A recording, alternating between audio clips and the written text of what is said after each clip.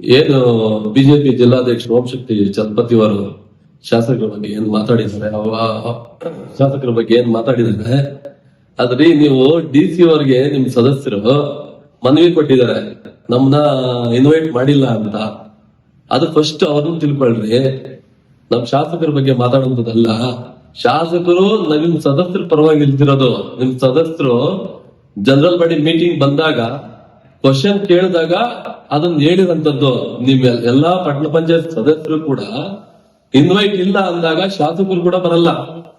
Actually ಅಲ್ಲಿ ಏನು ಗಂಗಾಪುರದವರಿದ್ದಾರೆ ಆ ವಾರ್ಡ್ನ ಸದಸ್ಯರು ವಿಶ್ವಾಸಕ್ಕಾದ್ರೂ ಹೇಳ್ಬೇಕಿತ್ತು, ಇಲ್ಲ ಅಧ್ಯಕ್ಷರಿದ್ದಾರೆ ಅಧ್ಯಕ್ಷರಿಗಾದ್ರೂ ಹೇಳ್ಬೇಕಿತ್ತು. ನಿಮ್ದು ಏನ್ ನೈತಿಕತೆ ಇದೆ? ನಿಮ್ದು ಯಾವ್ದ್ರಿ ಪ್ರೋಟೋಕಾಲ್? ನೀವೇನಿರಿ ಹೋದ್ರೆ ನೀವು ಒಂದು ಬಿಜೆಪಿ ಜಿಲ್ಲಾಧ್ಯಕ್ಷರಾದವರು ಪ್ರೋಟೋಕಾಲ್ ಇದೆಯಾ? ಗೋವಿಂದ ರಾಜು ಅವರು MLC ಅವರು ಅವ್ರ ಪ್ರೋಟೋಕಾಲ್ ಇದೆಯಾ? ಒಂದು MP ಅವ್ರು ಇದಾರಲ್ಲ, MP ಅವ್ರು ಹೋಗಿದ್ರಲ್ಲ ಫಂಕ್ಷನ್ಗೆ, ನಮ್ ಸದಸ್ಯರು ಯಾಕೆ ಬಂದಿಲ್ಲ ಅಂತಾದ್ರೂ ಒಂಚೂರು ಕೇಳ್ಬೇಕಿತ್ತಲ್ಲ ಸದಸ್ಯರನ್ನ. ಅಧ್ಯಕ್ಷರಿದ್ರು, ಉಪಾಧ್ಯಕ್ಷರಿದ್ರು, ಸದಸ್ಯರಿದ್ರು, ಅವ್ರನ್ನ ಯಾಕೆ ಕೇಳಿಲ್ಲ? ಅವ್ರನ್ನ ಕೇಳಿಲ್ಲ.